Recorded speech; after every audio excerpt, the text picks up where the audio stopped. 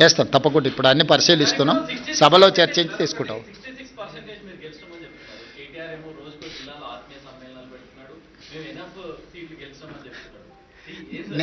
అందుకే ప్రభాకర్ క్లియర్గా నేను పర్సంటేజ్తో సహా గ్రామ పంచాయతీలతో సహా ఈరోజు 94 శాసనసభ నియోజకవర్గాలల్లో ప్రతి నియోజకవర్గంలో ఏ పార్టీ ఎన్ని గెలిచిందో నేను అధికారికంగా ఒక నోటు విడుదల చేస్తున్నా.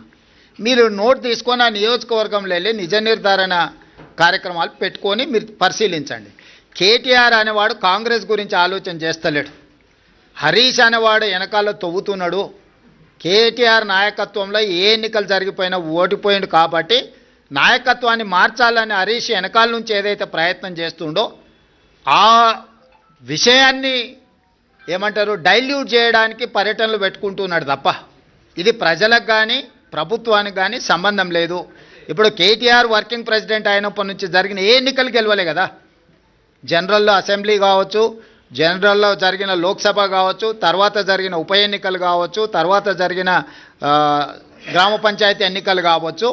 ఈరోజు హరీష్ వర్గం ఆల్రెడీ సోషల్ మీడియాలో మిగతా మీడియాలలో మొదలుపెట్టింది కదా. కేటీఆర్ ఉంటే ఇంకా పార్టీ మిగలదు కాబట్టి కేటీఆర్ను తప్పించండి, హరీష్కు నాయకత్వాన్ని అప్పచెప్పండి అని ఒక స్లోగన్ తీసుకొని బయలుదేరిండు.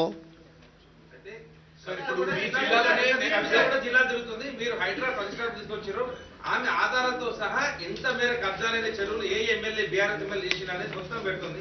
దానిపైన మీరేమన్నా రివ్యూ చేస్తున్నారా? అట్లకి అన్నిటి మీద చేస్తాం. ఇప్పుడు నువ్వు చెప్పింది రివ్యూ చేస్తాం, వాళ్ళు చెప్పింది రివ్యూ చేస్తాం. రీసెంట్గా కేఏ పాల్ గారు కూడా కొన్ని అంశాలు లేవనెత్తిండు, వాటిని కూడా రివ్యూ చేస్తున్నాం.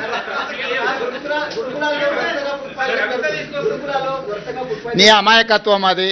మీరు లేనిది ఊహించుకొని కాయించుకొని గత 10 ఏళ్లలో జరిగినవి తీసుకొని ఇప్పుడు జరుగుతున్న వాటిని తీసుకొని ఎన్ని గురుకులాలు ఉన్నాయి, ఎక్కడేం జరిగింది అనేది లెక్క లేకుండా, బాధ్యత లేకుండా ప్రశ్నలు అడగక